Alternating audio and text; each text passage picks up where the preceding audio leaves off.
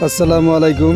আসলে আমরা এক প্রত্যন্ত একটি গ্রামে আছি। আসলে এই গ্রামের কিছু চিত্র তুলে ধরার জন্য, যে মানুষ এবং দেশ কার দোষ দেওয়া যাবে, সরকার না পাবলিকের। আসলে এমন একটি বিষয়, আমরা আগে ভাইয়ের কিছু সাক্ষাৎ নেই। আসলে ভাই, এই ব্রিজটা কত সালে বা কয় বছর আগে হইতে পারে, যে ব্রিজটা আমরা দাঁড়াই আছি? আজকে তো 30-35 বছর, 30 বছর আগে। আচ্ছা, 25-30 বছর আগের ব্রিজ। এই যে ব্রিজের এই সাইডটা, যে এই যে এটা আছে, এই যে ওয়ালটা আছে সাইডের, এটা কিন্তু আছে, তাই না?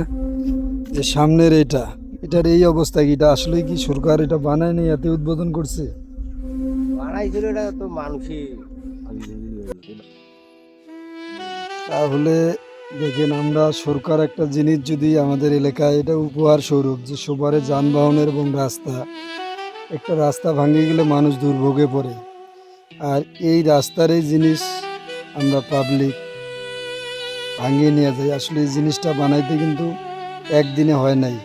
এখানে বাজেট আছে, আপনার কন্ট্রাক্টর আছে, সবাই কিছু করে খাইছে। লাস্ট পর্যায়ে পাবলিকের সুবিধার জন্য, বানানোর জন্য পাবলিক আদুরাটা ভাঙিয়ে নিয়ে খাইছে।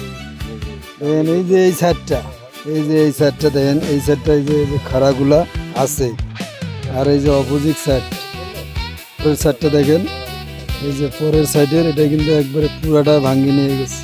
আমরা মানুষ আসলে কবে হব, এটা শুধু আল্লাহ পাকেই জানতে পারবে। আসলে কেউ ব্যাক কমেন্ট করবেন না। জায়গাটা আমি উল্লেখ করি নাই, তবে নীলফামারী জেলা জলঢাকা থানায় অবস্থিত এই জায়গাটা। ধন্যবাদ, সবাই ভালো থাকবেন।